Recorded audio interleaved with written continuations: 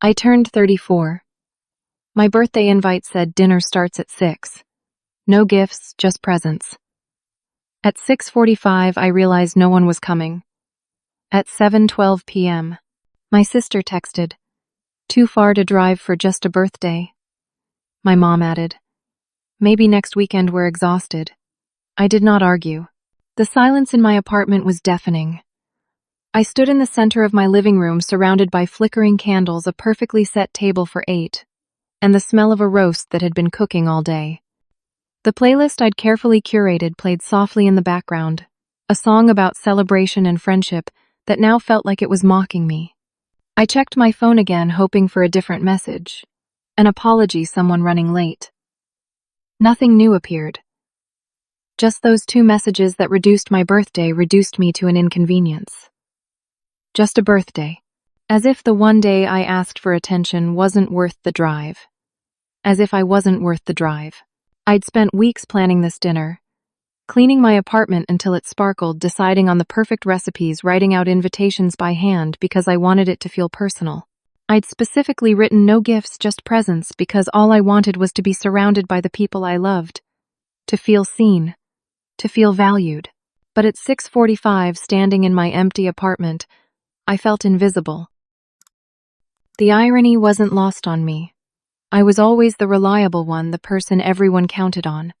When my sister Lisa needed a ride to her doctor's appointments during her pregnancy last year, I took time off work without hesitation. When my mom had knee surgery, I stayed at her house for 2 weeks, sleeping on an uncomfortable couch and still teaching my classes remotely. When my friend Melanie broke up with her boyfriend, I was the one who sat with her through the night as she cried. I was the emergency contact for 3 different friends. I was the one people called when they needed help, moving when they needed a shoulder to cry on, when they needed someone to watch their pets while they went on vacation. I never said no. I was always there. I'm a middle school art teacher. My students often tell me I'm their favorite, not because I'm easy on them, but because I listen. I remember their birthdays. I notice when they're having a bad day. I'm the teacher who stays late to help with art projects, who supplies materials from my own pocket when the school budget runs out, who advocates for my students when no one else will. It's not just a job to me. It's who I am. For my birthday, I wanted to create something special. I spent days preparing. I made my grandmother's pot roast recipe that takes hours to cook properly. I baked my own cake, a 3-layer chocolate creation that I decorated with tiny fondant paint palettes as a nod to my passion. I even made homemade ice cream to go with it. The table was set with my best dishes, the ones I never use, and fresh flowers I'd arranged myself. Melanie was supposed to arrive at 5 to help with the final preparations. She'd promised. But at 5:15, I got a text. "So sorry, something came up. Might be late to dinner." I tried calling her, but she didn't answer. At 5:40, another text. "Actually not feeling great. Might have to skip tonight. So sorry. Happy birthday." By 6:30, when no one had arrived, I started texting people. My brother James, who lived only 20 minutes away. My parents. My friend group. The responses were slow to come, and when they did, they were variations on the same theme. Too tired. Too far. Maybe another time. At first I wondered if there had been some confusion about the date or time. But no, I'd been clear in my invitations. I'd even sent reminder texts yesterday. Then a worse thought occurred to me. What if they were all together somewhere else? What if I'd been deliberately excluded from something? With shaking hands, I opened Instagram. The first post I saw was from my friend Taylor. Posted 30 minutes ago, a group photo at Riverfront, a trendy new restaurant downtown. In the photo were Melanie Taylor, my other friends, Samantha and Ashley, and even my brother James. All smiling, all clearly having a wonderful time, without me, on my birthday. I felt like I'd been punched. This wasn't a misunderstanding or people being too busy. They had actively chosen to go somewhere else instead of coming to my birthday dinner. And then I saw it. A group text I'd somehow been accidentally included in. I hadn't noticed it earlier in my excitement about the party. I scrolled up to see the conversation from 2 days ago. "Lisa, anyone actually going to Alyssa's thing Saturday, Melanie? feeling guilty but might skip. These dinner parties of hers are always so boring. Taylor, same. Plus, Riverfront just opened and I got us a reservation for 6. James, count me in for Riverfront. I'll tell Alyssa I got caught at work. Mom, we'll just tell her it's too far to drive. She'll understand like always. Like always.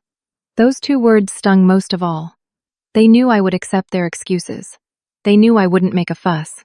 Because I never did. I always understood. I always accommodated. I always put everyone else's needs before my own.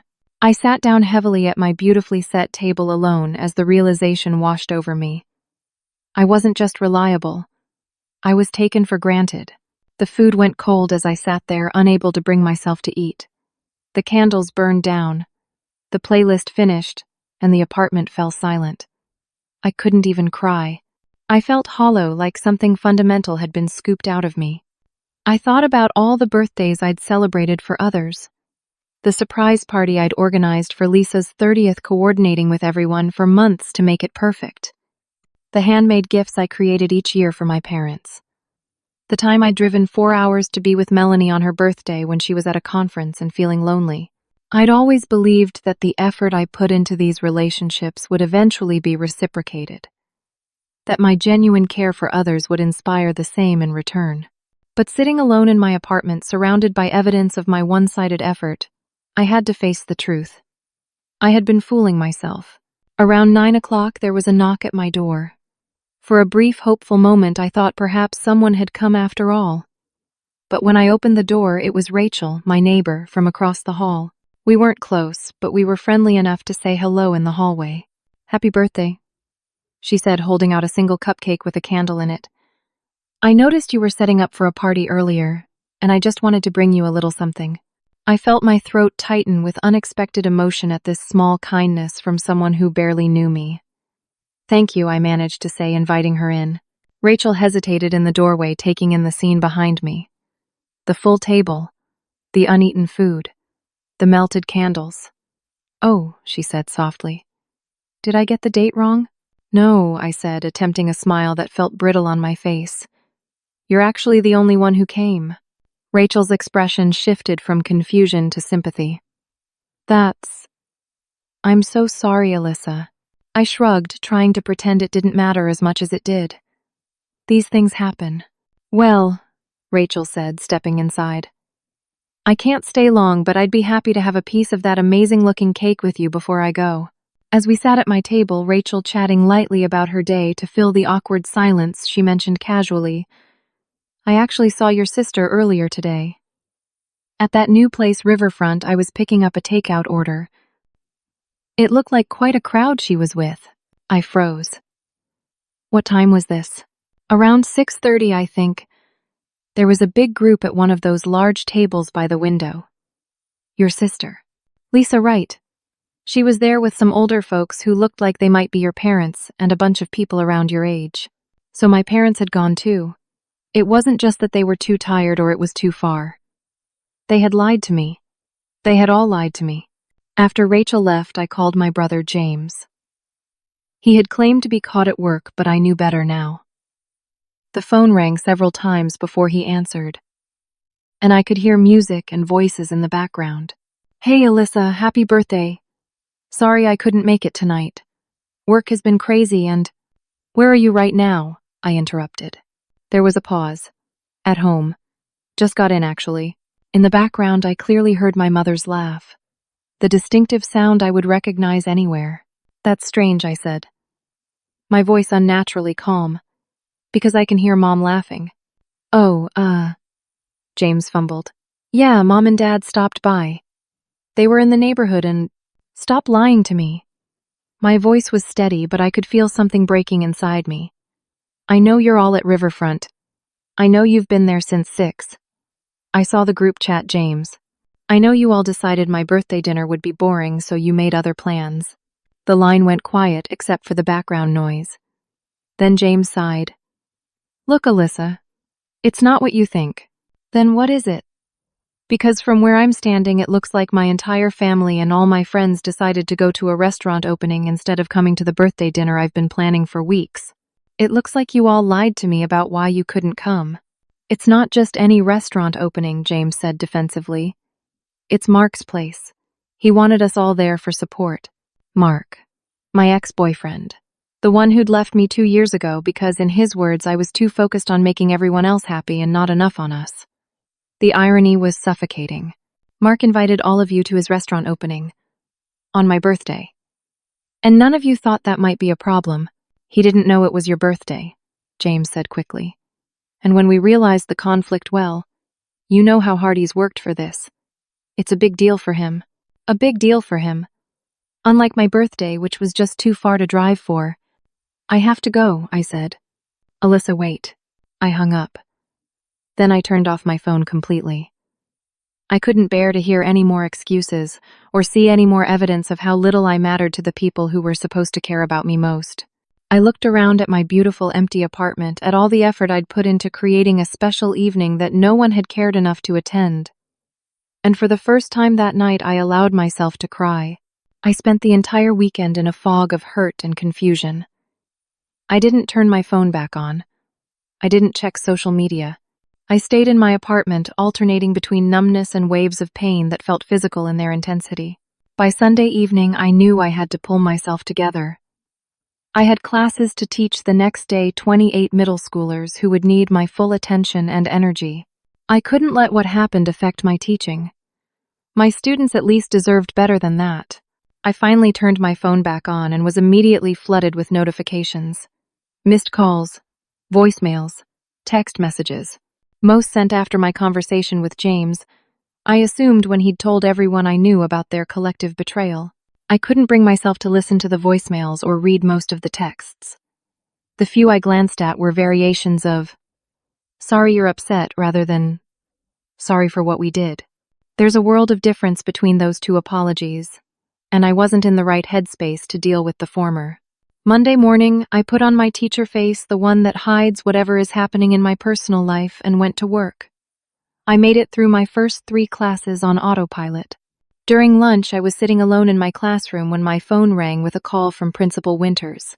"Alyssa," he said when I answered. "I'm so glad I caught you. We have a situation with the fundraiser this weekend." The fundraiser. I'd completely forgotten about the Spring Arts fundraiser that was happening on Saturday. It was a major event for our school, bringing in much-needed money for our chronically underfunded arts programs. The parent who was supposed to coordinate the art auction backed out this morning, Principal Winters continued. "Family emergency. I know it's last minute, but you're our best art teacher and the students respect you so much. Is there any way you could take over? It would mean staying late this week to organize everything and being here all day Saturday." My first instinct, as always, was to say yes. To put aside my own needs to help someone else. To be reliable Alyssa who never lets anyone down. But something stopped me. Maybe it was the raw wound of my birthday still bleeding, or maybe it was simply that I was tired. Bone tired of always being the one to sacrifice. But then I thought about my students. Their artwork deserved to be showcased. They deserved to have this opportunity. This wasn't about Principal Winters or even the school. It was about the kids. "I'll do it," I said, hearing the resignation in my own voice. "Send me the details of what's been done so far, and I'll get started today after classes." "You're a lifesaver, Alyssa, Principal," Winters said, the relief evident in his voice. "I knew I could count on you." There it was again. People counting on me. People knowing I would say yes, that I would come through, that I would put everyone else's needs above my own. I stayed at school until almost 8 that evening, sorting through the chaos the previous coordinator had left behind. Nothing had been properly organized. The student artwork hadn't been cataloged. The auction sheets weren't prepared, and there was no system for display. I was essentially starting from scratch with less than a week to go. I was so focused on my task that I didn't notice someone else was still in the building, until a voice from the doorway made me jump. "You're here late." I looked up to see Connor Tanner, the new history teacher who had started at our school in January. We'd exchanged pleasantries in the teacher's lounge, but I didn't know him well. "Fundraiser emergency," I explained, gesturing to the stacks of paperwork and boxes of student artwork surrounding me. Connor nodded, leaning against the doorframe. "Patricia Winters' specialty," finding someone reliable to dump last-minute crises on. His directness was surprising. Most teachers at our school were careful not to criticize the principal even privately.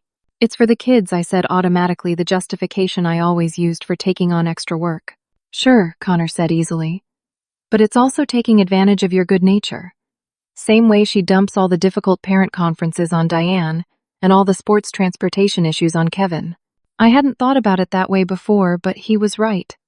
Principal Winters did have a pattern of finding the most accommodating teachers and loading them with extra responsibilities. "Need a hand?" Connor asked, straightening up from the doorway. "I was just finishing up some grading, but I'm done now." I hesitated. I never asked for help. It wasn't in my nature. I was the helper, not the helped. But I was overwhelmed, and an extra pair of hands would make a significant difference. "That would be great, actually," I said. "If you're sure you don't mind." Connor rolled up his sleeves and got to work, helping me sort through artwork and create a cataloging system. As we worked, the conversation flowed easily. He was new to the area, having moved from Seattle for this position. He was 36, divorced, no kids. He asked about me, and I found myself sharing more than I usually would with someone I barely knew. "I had a pretty awful weekend," I admitted after we'd been working for about an hour. "It was my birthday, and I planned this dinner party and no one showed up." I hadn't meant to tell him, but there was something about his calm presence that made it easy to talk. Connor stopped what he was doing and looked at me directly. "That's terrible. I'm sorry that happened to you."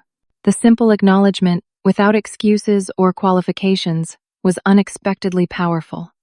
"Thank you," I said, feeling emotion rise in my throat again. "You know," Connor said thoughtfully, "I went through something similar a few years ago. Different circumstances, but same lesson." "What lesson is that?" "That sometimes the people we give the most to appreciate us the least. And that setting boundaries isn't selfish, it's necessary." Boundaries.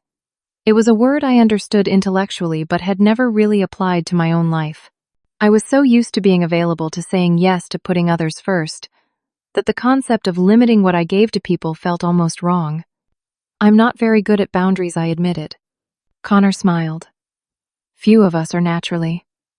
It's a skill you have to learn, usually the hard way." We worked together for another hour, getting through far more than I could have accomplished alone. As we were finishing up, Connor said casually, "I was thinking of grabbing some dinner. There's a decent pizza place around the corner. Want to join me?" "Sounds like you could use a friendly ear." Under normal circumstances, I would have declined. I would have said I needed to get home, needed to prepare for tomorrow, needed to be available in case someone called. But tonight, the thought of going back to my empty apartment, with all its reminders of my disastrous birthday, was unbearable. "Pizza sounds great," I said. Over dinner, I found myself telling Connor more about my birthday disaster, about the group chat I'd discovered, about how I'd realized that the people closest to me didn't value me the way I valued them. "Have you confronted any of them about it?" he asked. I shook my head. "Just my brother, briefly. I've been avoiding everyone else's calls and messages." "That's understandable. But at some point, you'll need to decide what you want these relationships to look like moving forward. Whether they're worth salvaging, and if so, what needs to change." I thought about that. About my sister Lisa, who had borrowed $2,000 from me last year for baby expenses that she had never repaid. About my friends who expected me to create free artwork for their homes and offices. About my parents who regularly changed plans we'd made because something more important came up. "I'm not sure they can change," I said slowly. "I'm not sure they even see that what they did was wrong." Connor nodded. "That's possible. Some people are so used to taking that they don't recognize it as taking anymore. But you can change how you respond to it." Later that night, back at home, I found an old journal in my bedside drawer. Flipping through it, I was struck by how many entries detailed disappointments similar to what had just happened. Birthday parties, where only half the invited guests showed up. Cancelled plans at the last minute. Unreciprocated favors. It was a pattern stretching back years that I had somehow normalized, each incident filed away and forgotten until the next one came along. But the most disturbing discovery came the next day. During my lunch break, I decided to check my email, something I'd been avoiding since the weekend. Among the usual school notices and subscription newsletters was an email from my mother from 2 weeks ago. I'd missed it somehow in the busyness of planning my party. It was addressed to my parents, my siblings, and their spouses. I had been copied accidentally, just as with the group text. The subject line read, Summer Lake House Rental. My mother was coordinating dates for a family vacation in July. Everyone was included in the planning. Everyone except me. Reading through the email thread, it became clear that this wasn't a new conversation. They had been planning this trip for months. There were discussions about activities, meal arrangements, sleeping arrangements. My name wasn't mentioned once. It was as if I didn't exist. This wasn't just about my birthday anymore. This was a systematic exclusion that had apparently been going on for some time. And I had been too busy being the reliable one, the helpful one, the understanding one, to notice that I was the only one not invited to the party. The week progressed in a blur of fundraiser preparations and teaching. I kept my phone on Do Not Disturb and told myself I was just too busy to deal with the fallout from my birthday. But the truth was, I was avoiding the confrontation I knew was inevitable. By Monday morning, I couldn't put it off any longer. I had 27 missed calls, 43 text messages, and 13 voicemails. Most were from my immediate family, with a few from friends. I decided to start with the texts, which seemed less intimidating than listening to voicemails or having actual conversations. The messages followed a predictable pattern: initial excuses, then concern when I didn't respond, then irritation at my overreaction. Not one contained a genuine apology for what they had done. Not one acknowledged the hurt they had caused. Instead, they painted me as the problem. I was being too sensitive. I was making a big deal out of nothing. I should get over it. I was about to put my phone away again when a new message came in from my mother. We need to discuss Thanksgiving plans. I assume you'll host as usual. Let me know how many you can seat this year. I stared at the message in disbelief. No acknowledgement of what had happened. No apology for lying to me or for planning a family vacation without me. Just an assumption that I would continue in my role as the family doormat hosting Thanksgiving, as I had for the past 5 years, because my mother decided it was too much work for her. My finger hovered over the keyboard. It would be so easy to fall back into the pattern, to say yes, to move forward as if nothing had happened, to be reliable. Alyssa, who never makes waves, who always accommodates, who puts everyone else's needs before her own. Instead, I called my mother. She answered on the second ring. Alyssa, finally. We've been so worried about you. Are you okay? No, I said simply. I'm not okay. There was a pause. Well, I know you were upset about your birthday, but these things happen. You can't expect everyone to drop everything just because. Just because it was important to me, I interrupted, surprising myself with my directness. Just because I've never missed a single one of your birthdays, or Lisa's or James's. Just because I specifically asked for this one thing, and you all not only refused but lied about why, and went to my ex-boyfriend's restaurant opening instead. That was poor timing, my mother admitted. But Mark's opening was a big deal, and we didn't want to let him down. But letting me down was fine. That's not fair, Alyssa. You know we love you. We just couldn't be in 2 places at once, and Mark's opening was a once-in-a-lifetime event. And my 34th birthday wasn't... I knew I sounded bitter, but I couldn't help it. You know what else isn't fair? Planning a family vacation and deliberately not inviting me. There was a long silence on the other end of the line. How did you know about that? My mother finally asked, her tone defensive. You copied me on an email by mistake. Just like someone added me to that group chat where you all discuss skipping my birthday because my dinner parties are boring. You weren't supposed to see that, my mother said, as if that made it better somehow. Clearly. But I did. And now I know exactly where I stand in this family, which is nowhere. That's not true. You're being dramatic as usual. This is exactly why we sometimes need a break from you, Alyssa. Everything is always so intense with you. Her words hit me like a physical blow. A break from me. When do you ever spend time with me unless you need something? When was the last time any of you called just to talk? Not because you needed a favor or money or free artwork or babysitting. That's not fair, my mother repeated, but her voice was less certain now. I saw the group chat, Mom. I know you all think I'm needy and dramatic. I know you decided to teach me a lesson by skipping my birthday. What I don't know is what I ever did to deserve that kind of cruelty from the people who are supposed to love me most. I heard the front door open and close in the background of my mother's call, followed by my sister Lisa's voice asking who was on the phone. It's Alyssa, my mother said. She's upset about the birthday thing. Still, Lisa's voice came closer to the phone. Put her on speaker. My mother must have complied because suddenly Lisa's voice was louder. Alyssa, you need to get over yourself. So we missed one birthday. It's not the end of the world. It's not just the birthday, I said, trying to keep my voice steady. It's the pattern.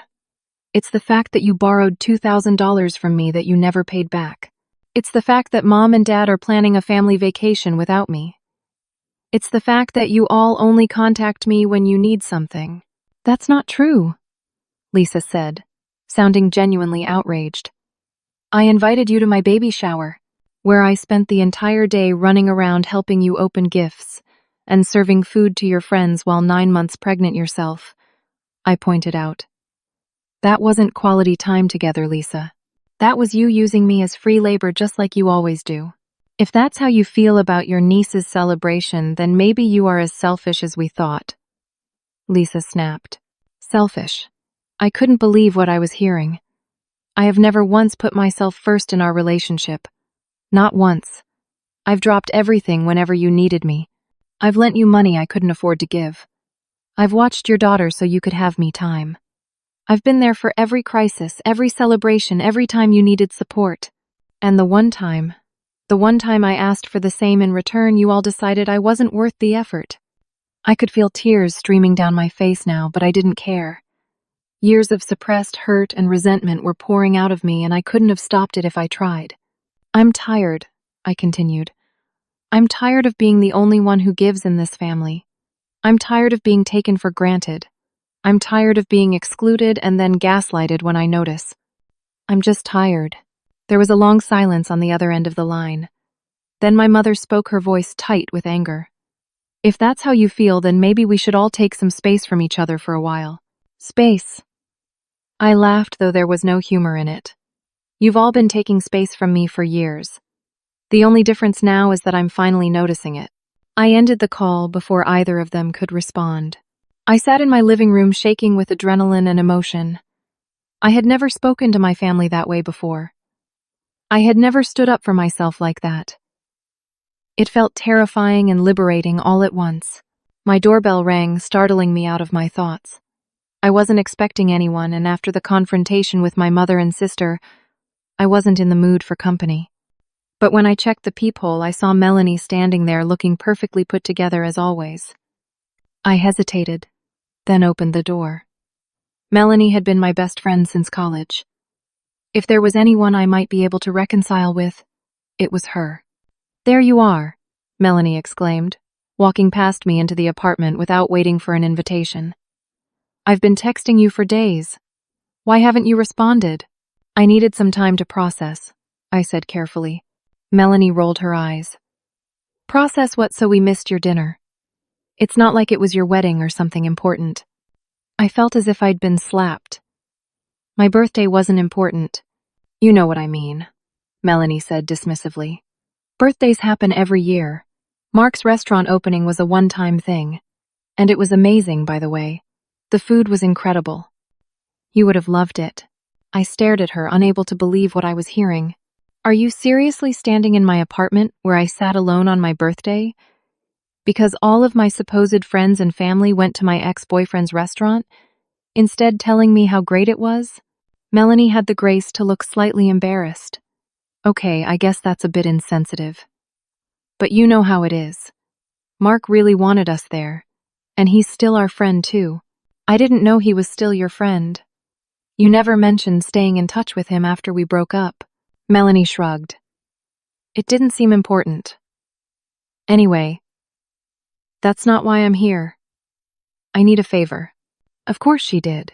Because why else would she be here? My sister's getting married in June, and I'm in charge of the bridal shower. I was hoping you could do some custom artwork for the invitations. Nothing too complicated, just something with flowers and maybe a cute quote. You're so good at that stuff. And it would save me a fortune on professional design. I couldn't believe what I was hearing. After everything that had happened, after not hearing from her for over a week, except for a few insincere text messages, Melanie had shown up at my door to ask for free artwork. Something inside me snapped. No, I said the word, feeling foreign and powerful in my mouth. Melanie blinked. No. What do you mean no? I mean no, I will not create free artwork for your sister's bridal shower. I mean no, I am not okay with how you treated me on my birthday. I mean no, I do not accept your non-apology or your attempt to minimize what happened. I mean no. Our friendship cannot continue as it has been, with me giving everything and you taking everything, and neither of us acknowledging the imbalance. The words poured out of me in a torrent, years of unexpressed feelings finally finding voice. I told Melanie exactly how her behavior had made me feel, not just on my birthday, but for years. I told her about the group chat, about how they had all discussed me behind my back, about how they had deliberately chosen to hurt me. By the time I finished, I was crying again, deep, wrenching sobs that came from a place so raw and wounded I hadn't known it existed within me. Melanie stood frozen, her expression shifting from shock to defensiveness, to something that might have been shame. I didn't realize, she began. That's the problem, I said, wiping at my tears.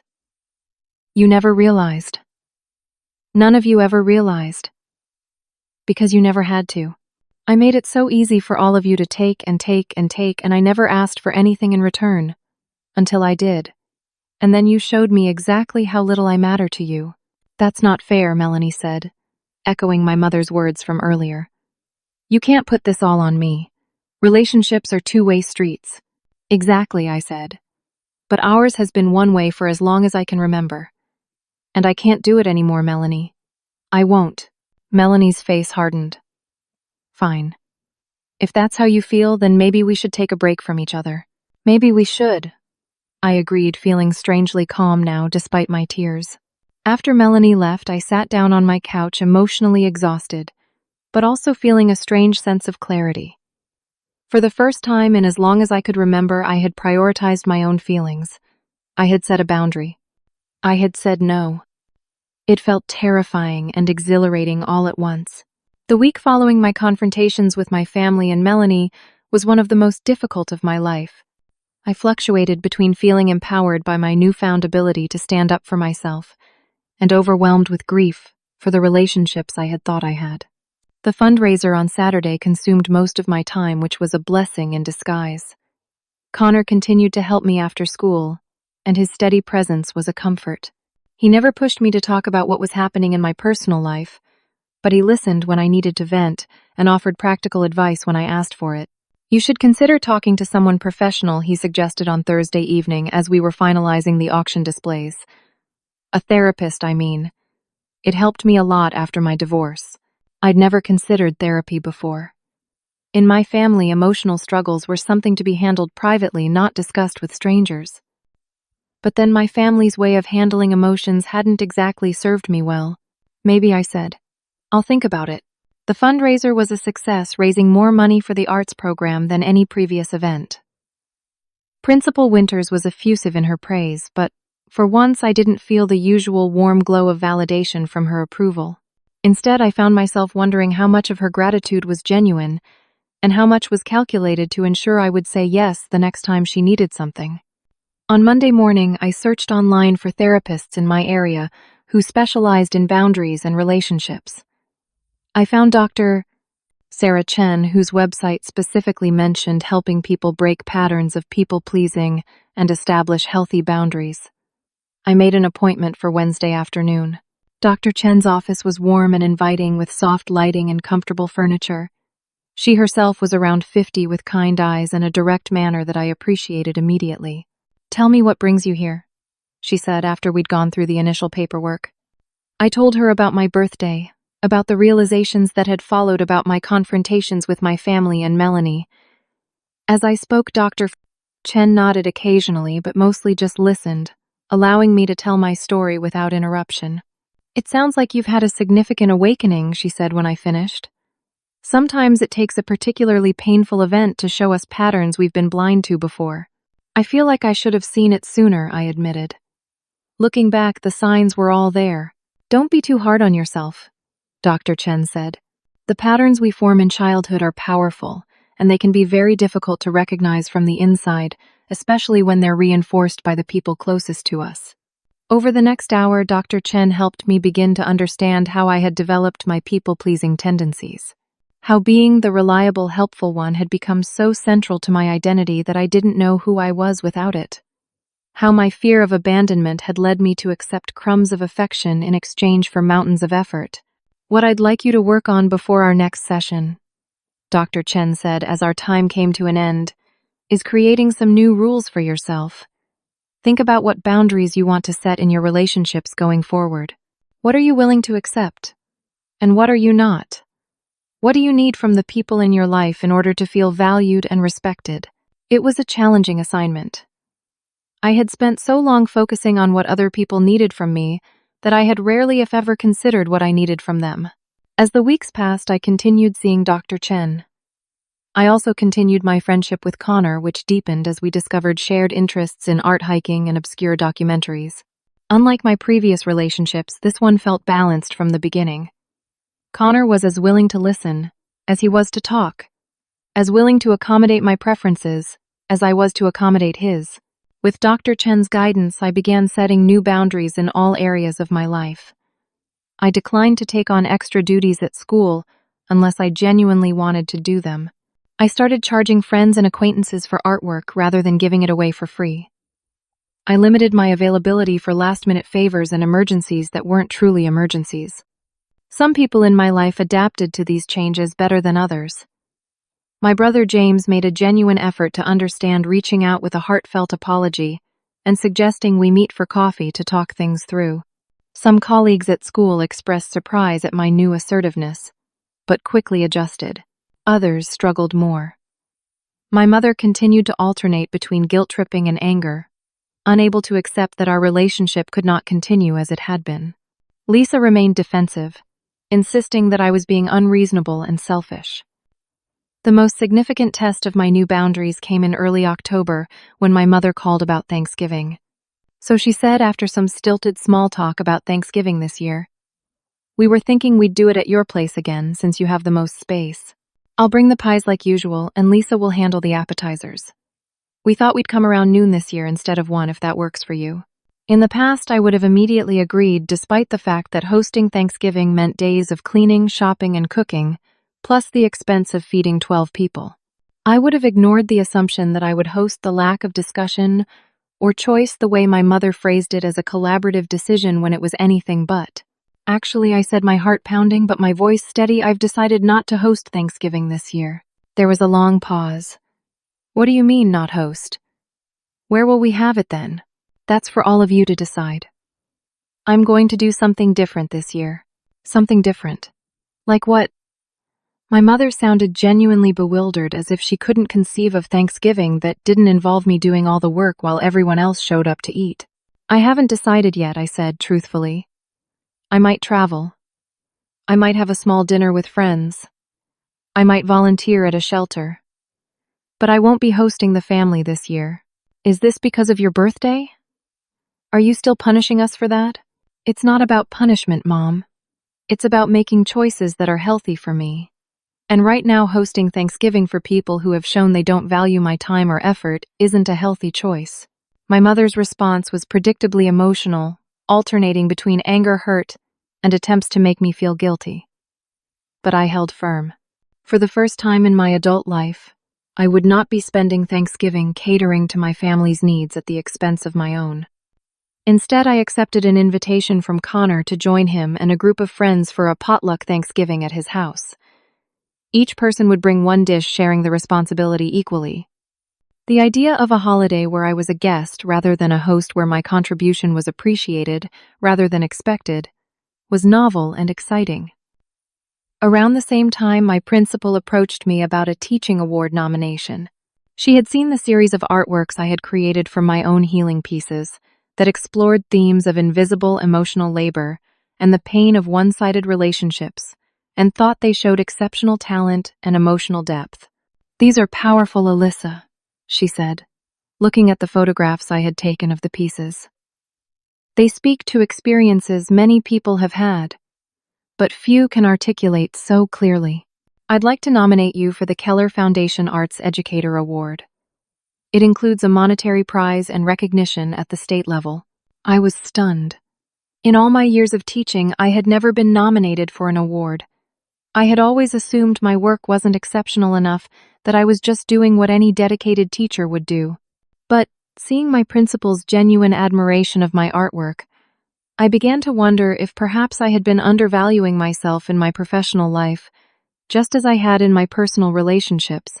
As October turned to November, I found myself building new friendships with colleagues who had previously been just acquaintances. Rachel, my neighbor, who had brought me a birthday cupcake, became a regular movie night companion. Connor and I began spending more time together outside of school, our friendship gradually evolving into something that felt like it might be more. For the first time in my life, I was surrounded by people who gave as much as they took, who respected my boundaries, who valued my time and energy.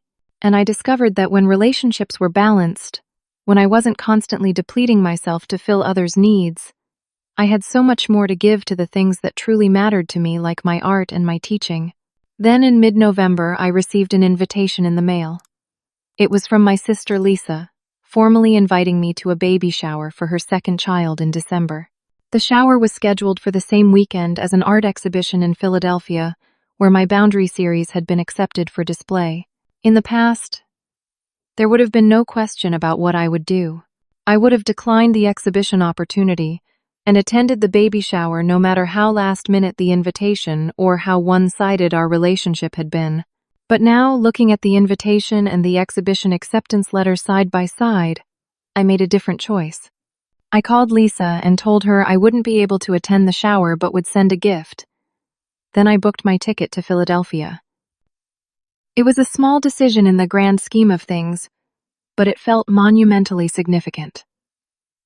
For perhaps the first time in my adult life, I was choosing myself, my passion, my career advancement, over the expectation that I would always be available for family events. And though there was a twinge of guilt, there was also an overwhelming sense of freedom.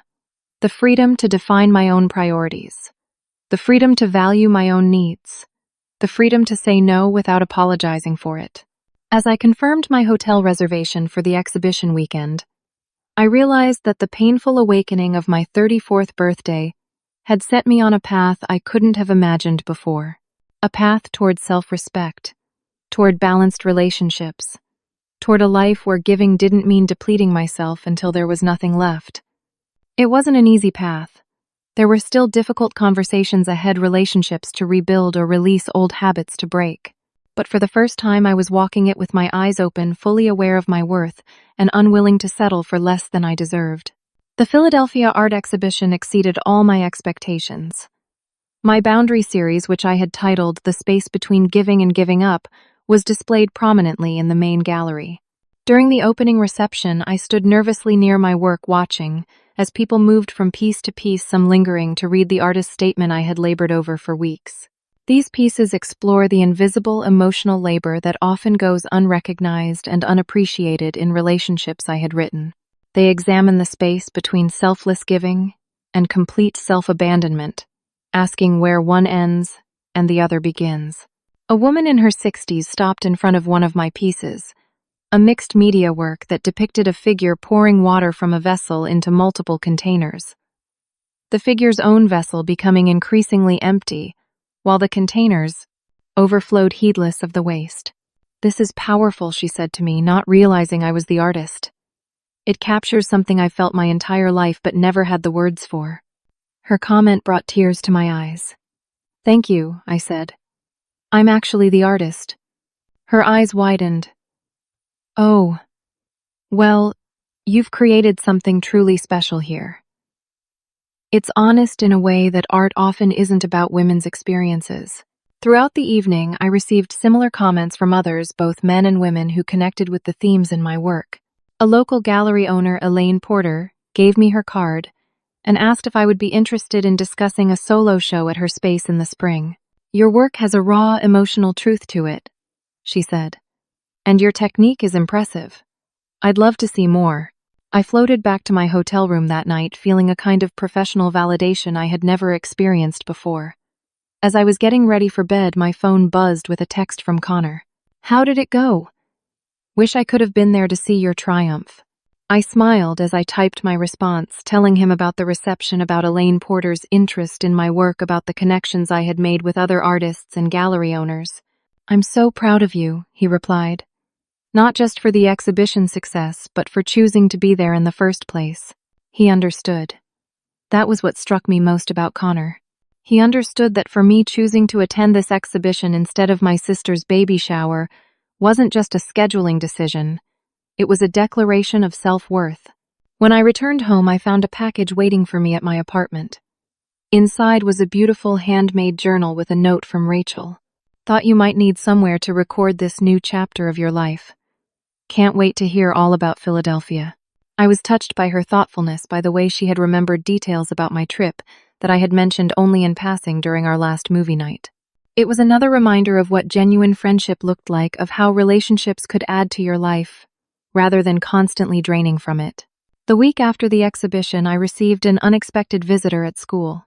I was cleaning up after my last class of the day when I looked up to see my sister Lisa standing in the doorway, her pregnant belly prominent under her winter coat.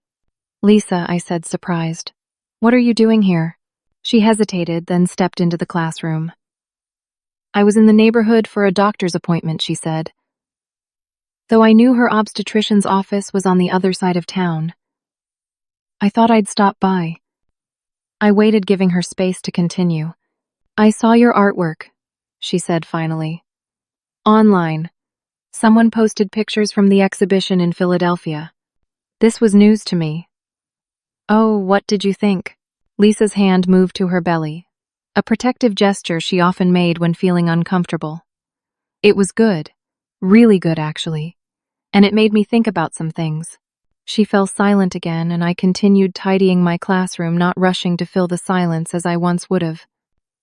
"I was mad that you didn't come to my shower," Lisa admitted. "I complained to everyone who would listen.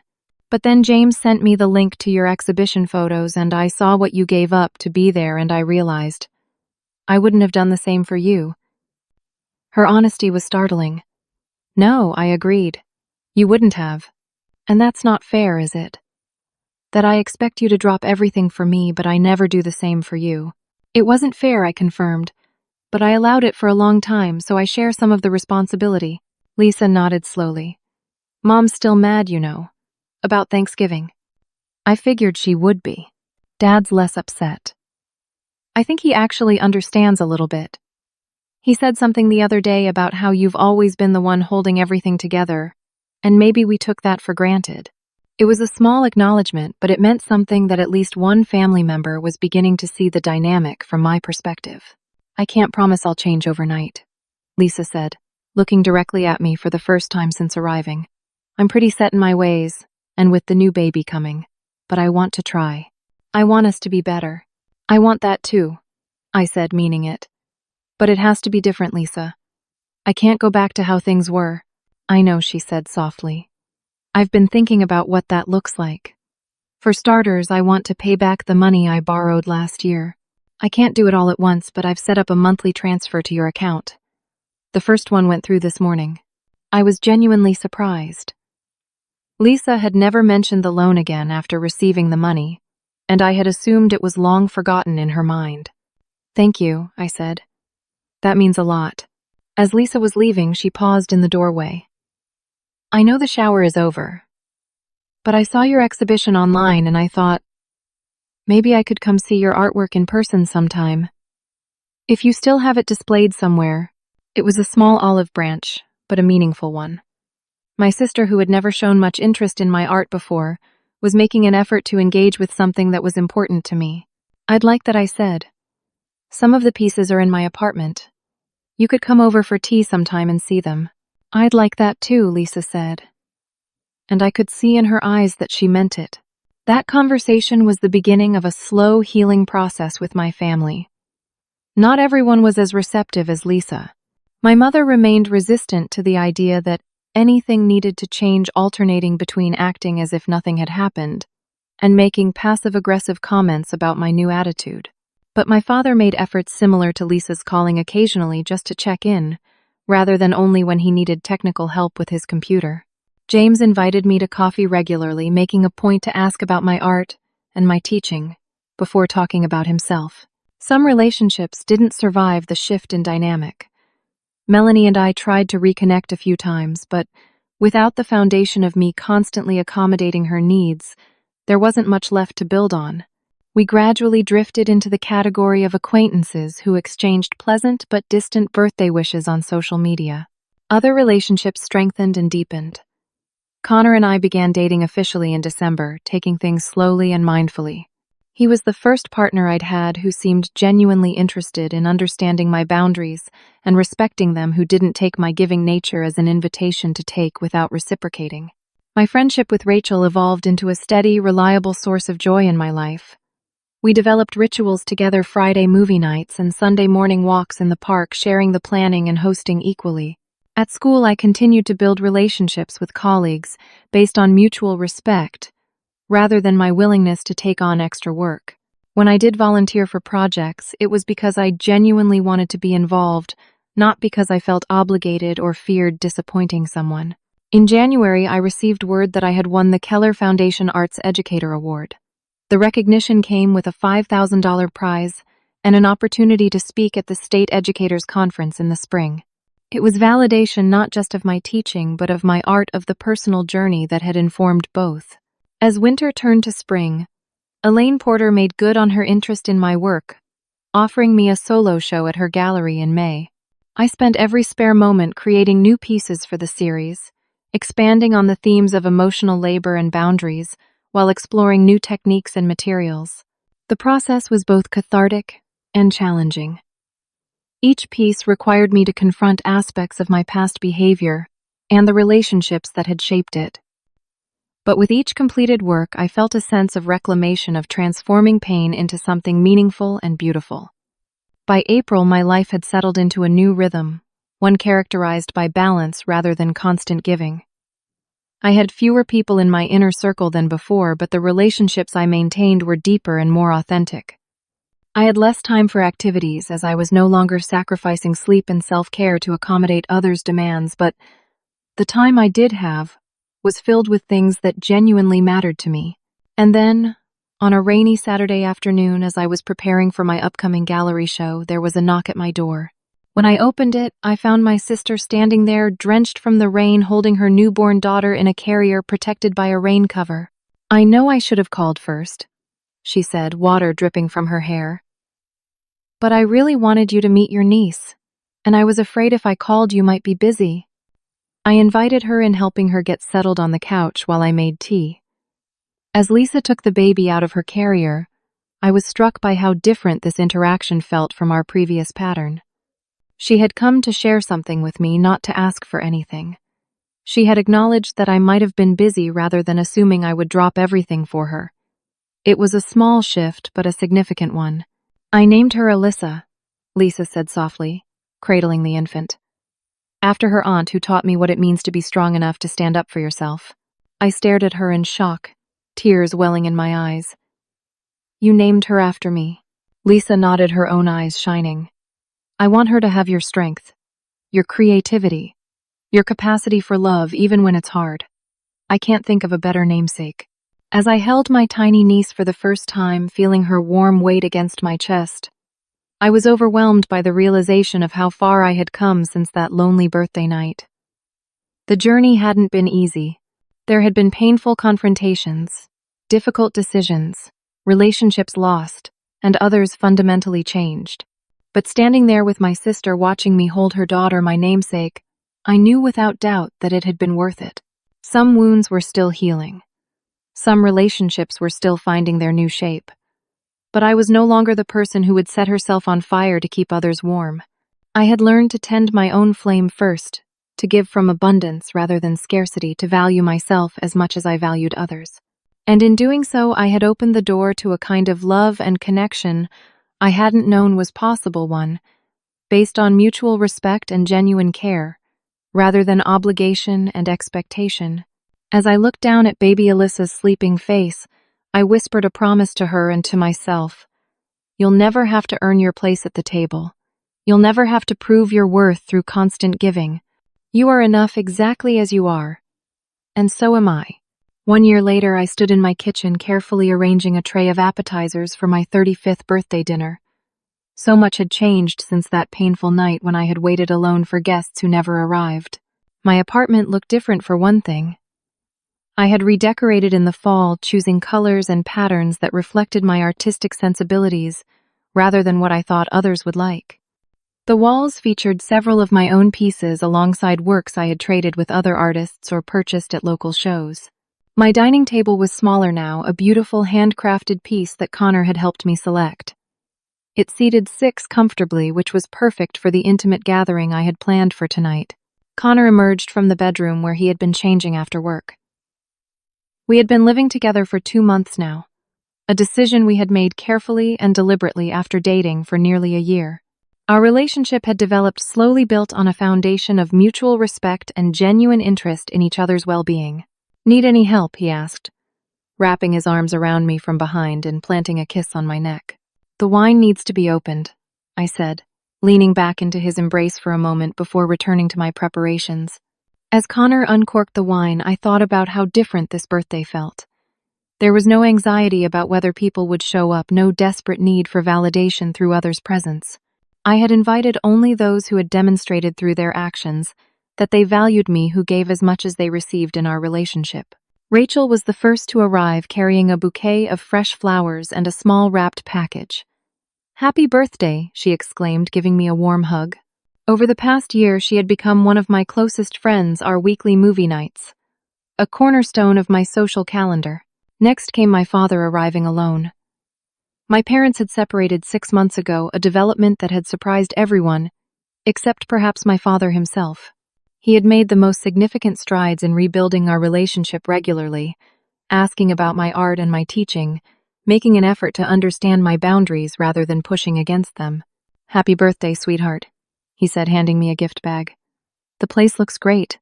Lisa arrived with her husband and baby Alyssa, now 10 months old, and beginning to toddle.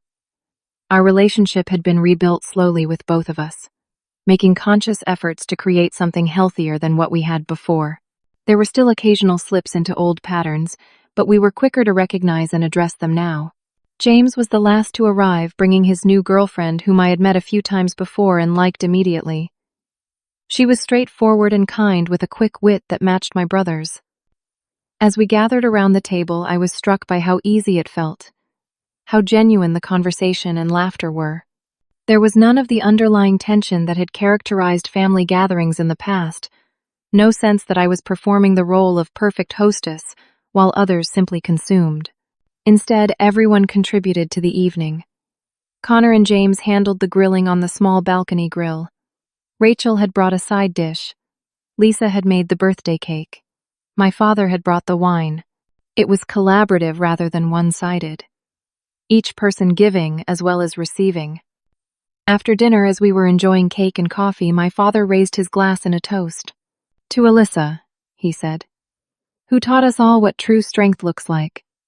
Happy birthday, sweetheart." The others raised their glasses, echoing his words. I felt a warmth spread through me that had nothing to do with the wine. Later, after everyone had gone home and Connor and I were cleaning up, he handed me an envelope. "One more gift," he said. Inside was a confirmation for a weekend getaway to a mountain cabin, just the two of us, scheduled for the following month. "You mentioned wanting to try plein air painting," he explained. "The cabin is near that state park you've been talking about. I thought maybe you could paint while I hike, and then we could have the evenings together." It was such a thoughtful gift, one that acknowledged my interests and needs, while also creating space for connection between us. It exemplified everything that was right about our relationship, about the life I had built for myself over the past year. As we finished cleaning up and got ready for bed, I found myself reflecting on the journey that had brought me here. That painful birthday had been a turning point, a moment, when the illusion I had maintained about my relationships shattered irreparably. But from that shattering had come growth, understanding, and ultimately a truer form of connection with those who were willing to meet me halfway. My solo show at Elaine Porter's gallery had been a success, leading to opportunities I hadn't dreamed of before. 2 of my pieces had been purchased by a corporate collection, and I had received commissions for similar works from several private collectors.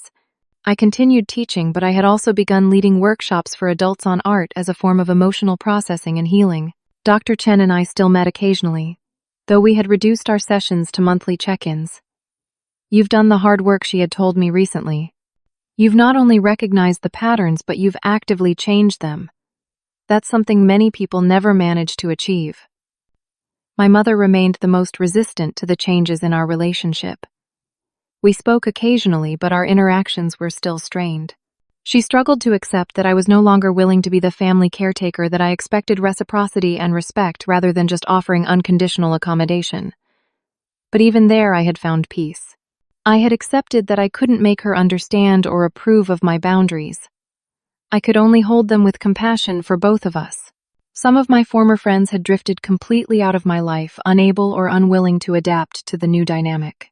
Others had surprised me by rising to the occasion, acknowledging the imbalance in our past relationships, and working with me to create something healthier. And new relationships had formed, ones built on mutual respect from the beginning. Through my art workshops and Connor's circle of friends, I had connected with people who saw and valued me without expecting me to earn my place through constant giving. As I climbed into bed beside Connor, he pulled me close, pressing a kiss to my forehead. "Happy birthday," he murmured. "How does it feel to be 35? I thought about it for a moment. "Peaceful," I said finally. "It feels peaceful." And it was true. The most profound change of the past year wasn't in my external circumstances, though those had certainly shifted. It was inside me. The constant anxiety to please others, to be enough, to earn love through self-sacrifice, had been replaced by a steady sense of my own worth, a quiet confidence that I deserved to be treated with the same care and consideration I offered to others. I had learned that true connection couldn't be bought with endless giving, that relationships worth having were those in which both people showed up fully with their own needs and boundaries intact. I had learned that saying no to what depleted me created space to say yes to what fulfilled me. Most importantly, I had learned that abandonment, painful as it was, could sometimes be a doorway to finding yourself and those who truly belong in your life. As I drifted towards sleep, I felt a deep gratitude for that difficult 34th birthday. It had broken something in me, yes, but in doing so, it had allowed something stronger, truer, and more beautiful to grow in its place. Have you ever had to set difficult boundaries with loved ones? How did it change your relationships? Please share your experiences in the comments below. If this story resonated with you, don't forget to like, subscribe, and share it with someone who might need to hear this message today.